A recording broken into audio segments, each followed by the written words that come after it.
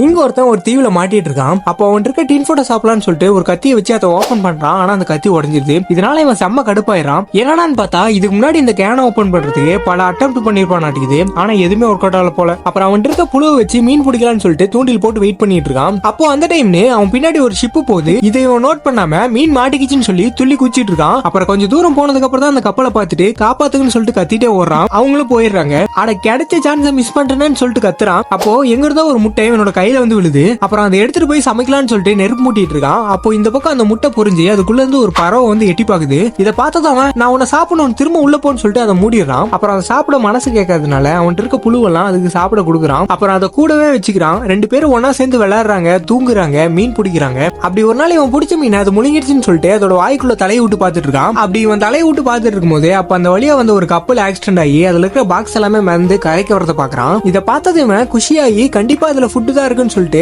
ஆசையா ஓடி போய் அதை ஓபன் பண்றான். அப்படி ஓபன் பண்ணி பார்த்தா அது ஃபுல்லா டின் ஓபனர்ஸா இருக்கு. இதை பார்த்துட்டு செம்ம கடுப்பாயிரான். அப்புறம் ஒரு கட்டத்துல அந்த பறவையை சாப்பிடலாம்னு நினைக்கிறான். ஆனா வேணா அது நம்ம ஃப்ரெண்டுன்னு சொல்லிட்டு மனசை மாத்திக்கிறான்.